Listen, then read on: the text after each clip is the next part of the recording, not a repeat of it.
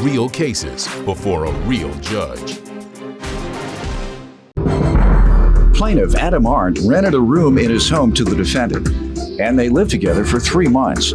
Adam says while living together, he discovered the defendant was a heroin junkie because he found needles in the house, and he's suing him today for rent and emotional distress. Defendant Randall Morrow insists he is not a heroin addict and says the needles Adam found belong to his friend who suffers from diabetes. Start with you.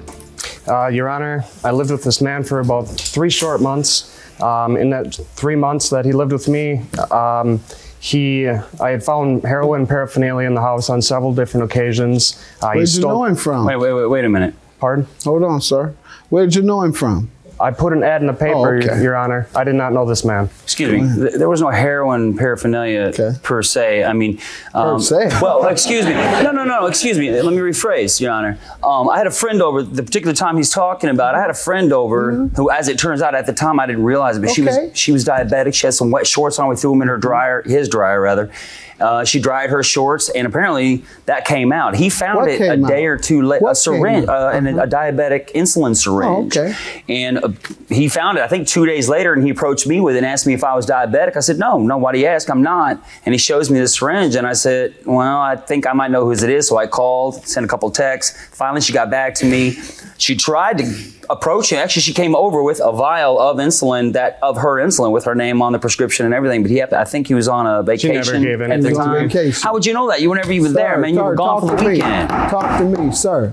She was coming by without any notice?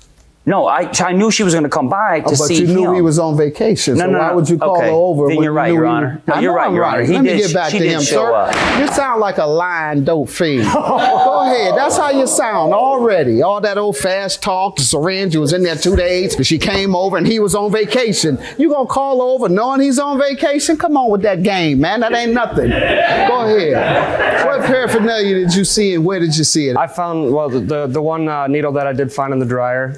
On one other occasion, I found 4 needles, syringes, a bindle used to transport drugs, a piece of paper toweling with a bunch of residue on it, and one of his cigarette butts in a bag in the garbage. I found that all, and I approached that, and I ended up giving that to the police. What did he say when you approached him about it? He didn't say anything.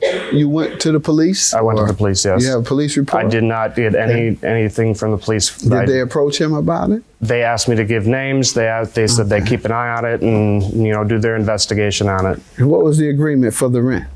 It was $350 a month. Beginning when?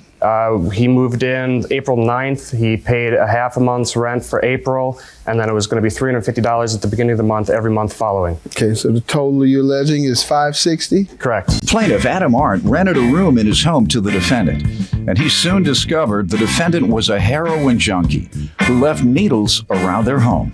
What emotional distress? Well, Your Honor, everything that went on, finding the heroin paraphernalia, knowing that I'm living with a junkie in my house, I live in this house that I was renting out to him.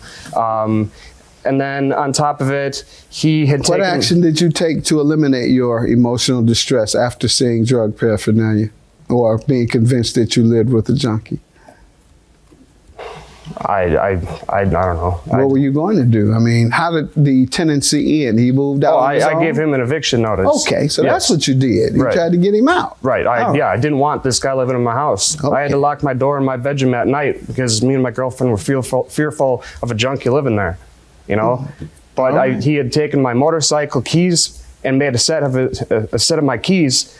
And he was using my motorcycle whenever he wanted. I got statements from my neighbors saying that he was using this whenever I would leave for work. He'd just take the motorcycle and do as he would. Did you grant permission for him to make a copy of your key? Oh, no.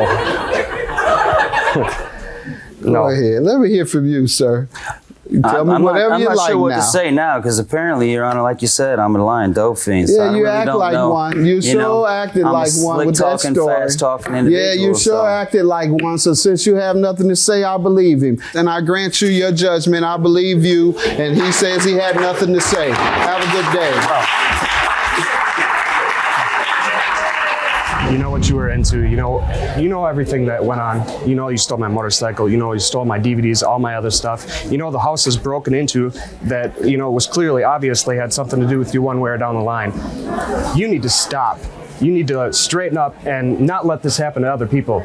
You are not the victim. You played the victim the entire time. And I lost my job the other day because of this. Because of everything that's been going on, Scott. All the stress. You're blaming me for losing your job? All the stress. I've been gone for 2 months. You're blaming me for losing your job. 2 months. You lost your job because of you, not me, man. No. You're a big boy. No. I did keep company with quite a few people who did do their own thing, which I didn't really care. I don't care what they do. It's none of my business. I've been around. I've got the t-shirt. I know what it's all about. But if they choose to bring it into my home and I don't know about it, you can't blame me for what I don't know. However, if I do know about it, then yeah, hold me responsible. By all means, hold my feet to the flames. But I didn't know that this syringe was going to happen. I didn't know what was in the garbage outside. So how can I defend something that I didn't know? There was your cigarette butt in there, along with all the stuff. That's a good question. I told you about that. I said it just seemed awfully convenient, especially given the company we had just 24 hours before. So it's always very convenient with you, Scott.